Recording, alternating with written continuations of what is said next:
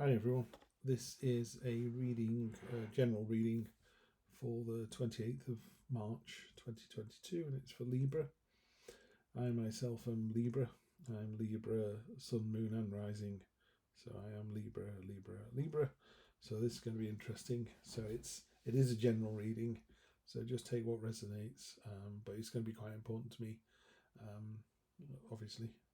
So I'm going to jump straight in and let's see where we get to. What do we have? Well, there you go. Magician. One of my favourite cards in the deck. A very powerful card. A great card to get in this situation. Crossing him. So the Magician's number 1 in the deck. The Fool is 0. And the Magician's the first person the Fool meets on his journey. In the past, hoarding and stagnation with the 4 of Pentacles. The Knight of Cups. Yeah, okay. Bit of a dreamer there. So that's near past, this is near future. This is the root of the matter, Ace of Pentacles, fantastic. And the head of the matter, the future, Ace of Cups, equally brilliant. So this is a really powerful reading for us Librans. I wasn't expecting it to be this good. That's a great looking week for us next week. Brilliant. Really pleased with that. Going to 5 ourselves with the 5 of Wands. Learning experience, bit of a battle on our hands, and then straight on to the 6 of Wands, which is a triumphant victory. We have the Queen of Cups,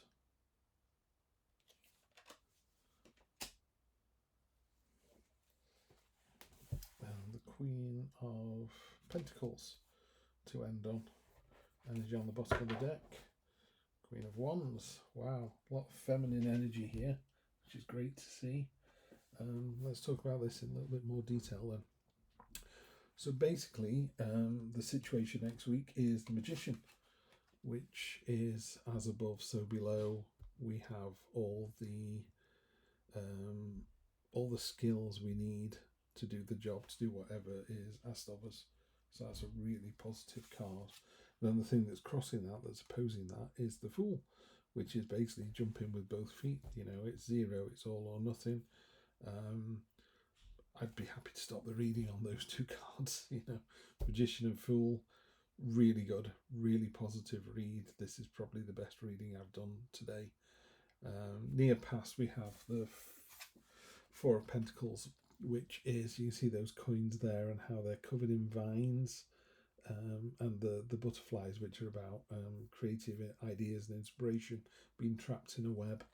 And it's about hoarding, it's about stagnation, holding on to something, and that's going away. That's the near past. Then in the near future, we've got the Knight of Cups, who is a dreamer. He's even wearing a mask that kind of covers his eyes. So it's all about his kind of dreams and aspirations rather than the physicality of some of the other knights. I mean, he's got this really weird armour on. It's the most ornate armour, but it's also the least successful. And it's definitely about, you know, some people get a bit cross with this kind of energy because it is a dreamer energy, but you know, we need dreamers. Someone's got to imagine it before we do it. So there is a place for that kind of person, aptitude, energy, intuition. So I like that, you know. And then the root of the matter, again, this is going near past. We've got the Ace of Pentacles, so that's, you know, a new start, but a material, financial kind of new start. What I really like about this is it's one of those cards that actually tells its own story. So you've got a mountain on the bottom there, you've got the hammer and the axe, the tools that were used to create this pentacle, and you can see he's done it over and over again, or she's done it over and over again, and the fruits of the labour are hanging from that tree there.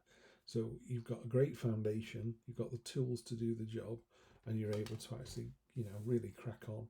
And that's the kind of thing that puts a foundation down for weeks and weeks and years to come. So that's a really positive card there. And then the head of the matter, or the future, how we see it, Ace of Cups. So another fantastic new start. This is obviously about abundance and love and connection, and the kind of the subconscious part of our nature.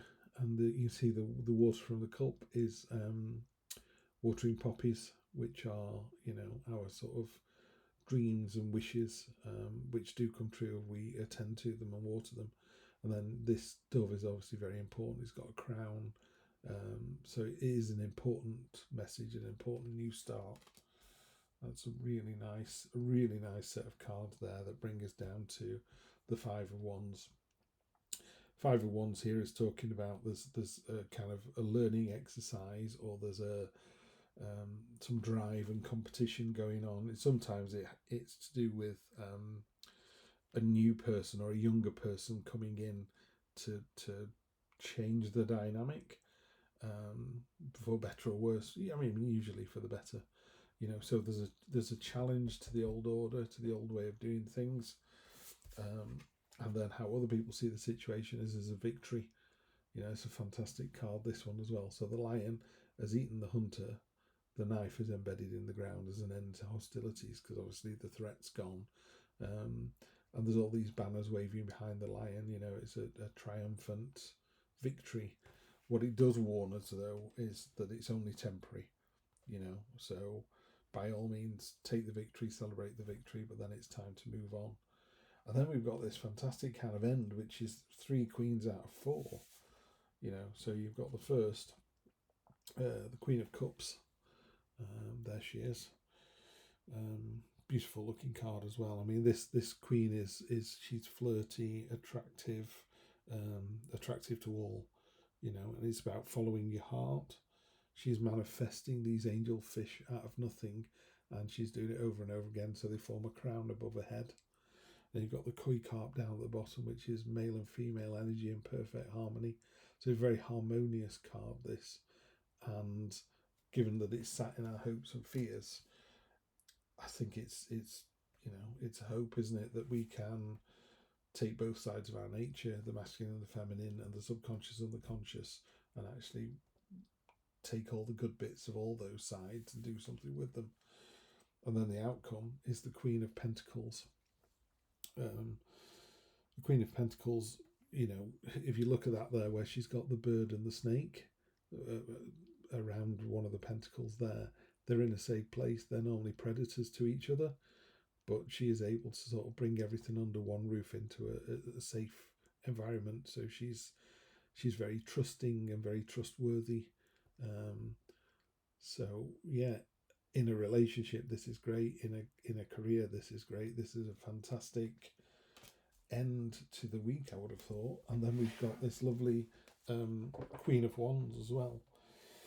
So pardon me, Queen of Wands, the good thing about her is, you know, she's kind of fully aware of her power, her beauty.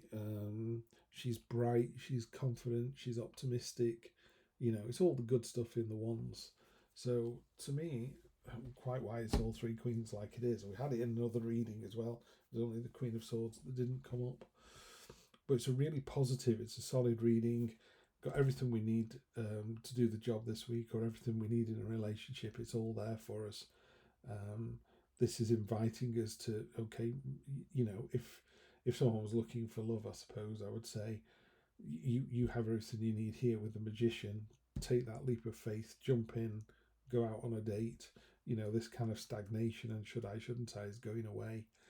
You're aware you need to do a new start, and it's a material new start. It's not a heart decision or a head decision. It's a physical decision. That to me is a new start. Someone going on a dating site and inputting information and taking a photograph and taking those steps. Or, you know, are you setting up a new YouTube channel, or are you going for a new job or a new role within the job? Is your CV ready? This is a concrete thing that you do to start that process. And then you end up this lovely kind of abundance here.